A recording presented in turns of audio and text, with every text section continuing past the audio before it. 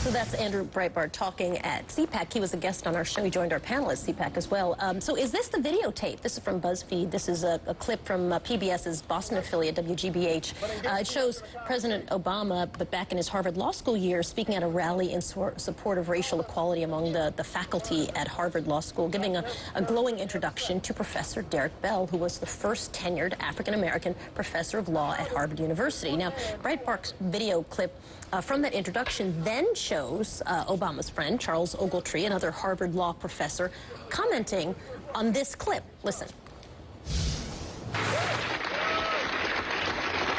Open up your hearts and your minds to the words of Professor Derek Bell.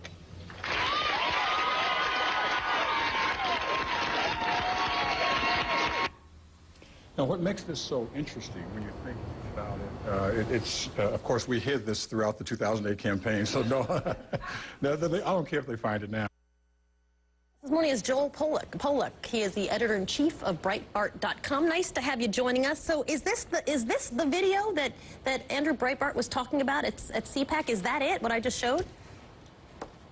That is one of the materials Andrew Breitbart was talking about. And by the way, those weren't his last words, and this is not his final bombshell. This is the beginning of a vetting process that begins with Andrew Breitbart's probe into Barack Obama's time in Chicago and will continue. We're not just vetting Barack Obama, we're also vetting the other candidates. But the mainstream media won't and didn't vet Barack Obama, and that's why Andrew Breitbart threw down the gauntlet there at CPAC. Okay, so then let's go back to the clips that I just showed. What part of that was the bombshell? Because I missed it. I don't get it. What was a bombshell? Well, the bombshell is the revelation of the relationship between Obama and Derek Bell. Obama didn't just lead a protest on behalf of... Okay, so he's a Harvard Law student and a Harvard Law professor, yeah. That's correct. And Derek Bell is the Jeremiah Wright of academia. He passed away last year, but during his lifetime, he developed a theory called critical race theory, which holds that the civil rights movement was a sham, and that white supremacy is the order and it must be overthrown. So that is a complete misreading. I'll stop you there for a second, and then I'm going to let you continue, but that is a complete misreading of critical race theory. As you know, that's an actual theory, and you could Google it, and someone would give you a good definition of it. So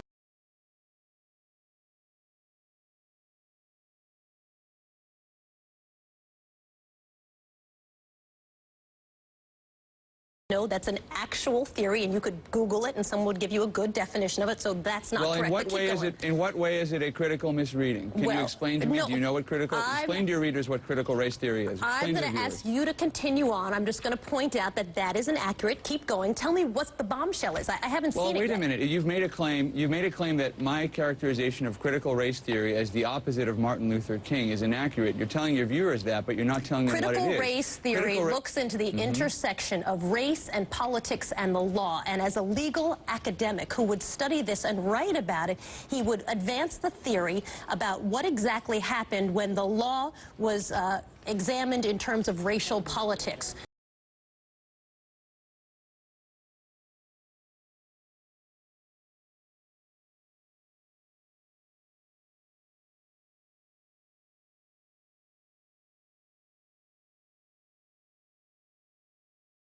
That, but you're not telling them what it is. Critical race theory looks into the intersection of race and politics and the law, and as a legal academic who would study this and write about it, he would advance the theory about what exactly happened when the law was examined in terms of racial politics.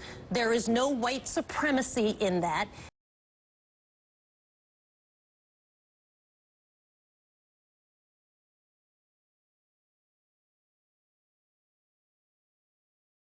There is no white supremacy in that. It is a theory. It's an academic theory, and as one of the leading academics at Harvard Law School, he was one of the people as part of that conversation. So that is a short definition of it. I'm glad we've got you. I'm glad we've got you saying that on tape, because that's a complete misrepresentation. Critical race theory is all about white supremacy.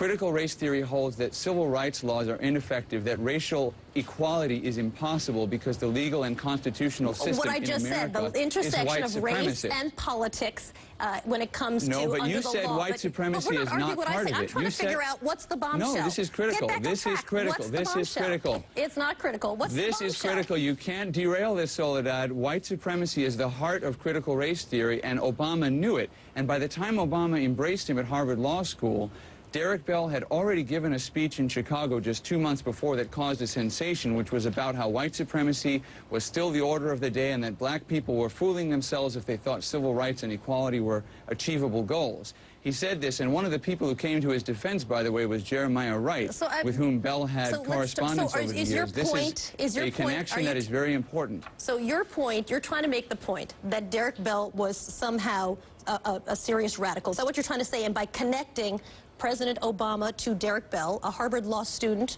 to a Harvard Law professor, the first black tenured professor at Harvard Law School, you're trying to make that connection. Is that the bombshell? Don't believe me. Believe Henry Louis Gates, Jr., who said that Derek Bell had a blind spot for anti-Semitism. Don't believe me. Believe one of Derek Bell's fellow African-American colleagues at Harvard. There are plenty of people who debated that theory. There's no question about it. But if your bombshell is that Derek Bell is a radical, is that what you're trying to say? I'm just trying to understand what the bombshell is, because I haven't seen a bombshell yet. The bombshell is happening. The bombshell is happening right here on this program, where we've got a story, and you're not interested in telling your viewers who Derek Bell actually is. You want to come in and obfuscate and tell me that I don't know what critical race theory is, that white supremacy has nothing to do with it, that Barack Obama was just embracing a guy.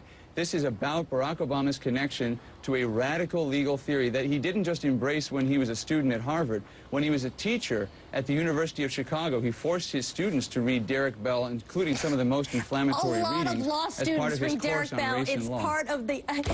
you really do not understand critical race theory, number one.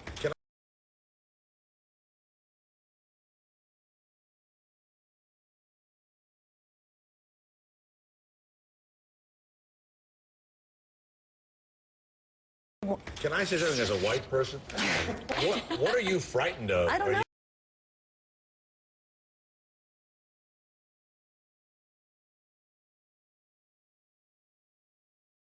What are you frightened of? I don't know.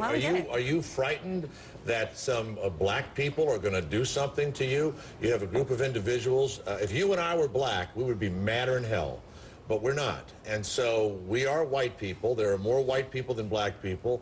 And so there's a struggle that's been going on. And so in a struggle, you talk about a lot of things. There's anger, there's resentment. And so what are you frightened of? What do you think Barack Obama is going to do? Is there a secret black movement that's going to start killing white people? What are you talking about? As a white guy. I'm glad you played the racism card. You've accused me of being a racist. White. I'm accused of being white. That's all I've accused you of. No, you've accused me of being afraid of black people, and it doesn't even deserve a response, but let me respond anyway. Sure. No, I'm not afraid that black people are going to be violent and take over the country. What I'm pointing out is that there's a pattern in Barack Obama's associations with Derek Bell, with Reverend Wright, and it carries over into his governance because his Justice Department won't treat black civil rights violators the same that it treats white civil rights violators, that there's a racial pattern in which justice is enforced in this country, and it also gives us a sense into how Barack Obama thinks about these issues. At every point in his life when he could have followed the path of Martin Luther King, he threw in his lot with the Jeremiah Wrights and the Derek Bells of the world. And it's important not just because of what Obama believes, but it's important to vet the media. The mainstream media covered this up. So you want him to take it easy on the white supremacist groups? That exactly. Is that it? I mean, I'm just asking. I mean it. I'm just asking. Why don't you just ask the question? Why don't you ask the question without knowing a thing about me or what I believe? This is typical mainstream media behavior. I'm just looking at your skin. Challenging That's you. all I'm looking at. I'm just talking white guy. So you're judging me by the color of my skin. Yes, I am. I sure am. Yeah, that's exactly what Andrew Breitbart. If I could interject, I feel like a video of you watching Rush Limbaugh, listening to Rush Limbaugh, and I release it and say this guy's an idiot because he listens to Rush Limbaugh. It doesn't really say much about you. I bet you don't even know what time Rush Limbaugh airs in your community. I think there's a different point also that needs to be discussed, which is why are we looking at this video in 2012? Why didn't we see it in 2008. And it was on 2008. It was on the internet for 4 years. We didn't see the entirety. Jeremiah Wright was more divisive. I was following the 2008 election very closely, as you know, at this organization. This video, in its entirety, was not a part of the political discussion. It was in a documentary that aired right before the election. Hold on, Soledad. In the documentary, it showed video, no audio, and only small clips with voiceovers. Just the raw video. Why didn't we see this? Of what? Of hugging Derek Bell, the renowned Harvard law professor, who, when he died... Hold on. This would be something for the public to decide, not for the media to decide, and I think that that is a worthy discussion to have, which is that the media, as a gatekeeper of information here, did not allow this to be put into the public square, and to say, for then Senate candidate Mr. Obama, tell us about your days at college. What were your thoughts about that? How have you evolved? Hang on, Errol, go ahead and jump in. Hey, Joel, stay with us. George Bush hugged Kenneth Lay, and we found out he was a horrible person. Well, but I mean, these would be interesting questions. I actually was on the Harvard campus around this time when they were developing critical race theory and so forth, and it certainly wasn't some sort of radical movement. It was a bunch of professors basically talking to other professors. The students could listen in, the students would participate. Wasn't this a worthy conversation in 2008? Hang on, let him finish. The fact that Breitbart and what's left of his organization now wants to sort of posthumously smear Derek Bell, and then sort of by implication bridge that to into the presidential campaign, I would predict is going to be irrelevant. I mean, we know a lot about this president.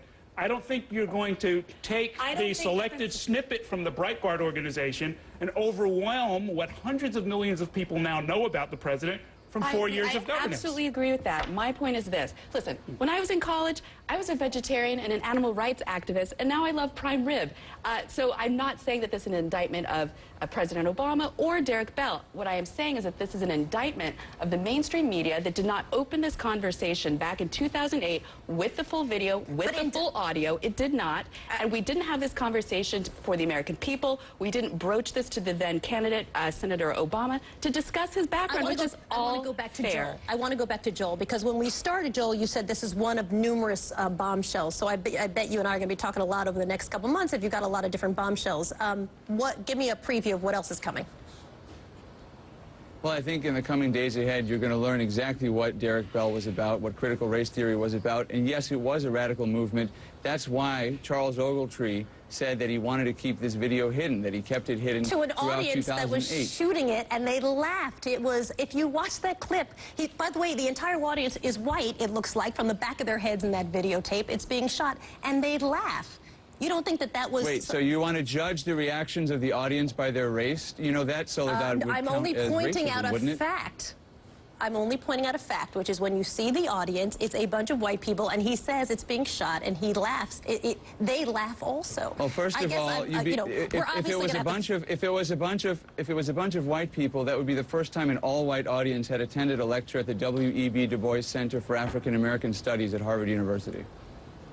You know what, someone was talking in my ear, so I couldn't hear everything you said, but the question we should get back to is, what do you think ultimately is coming? Give me a preview so that we can discuss it as the days and weeks come ahead.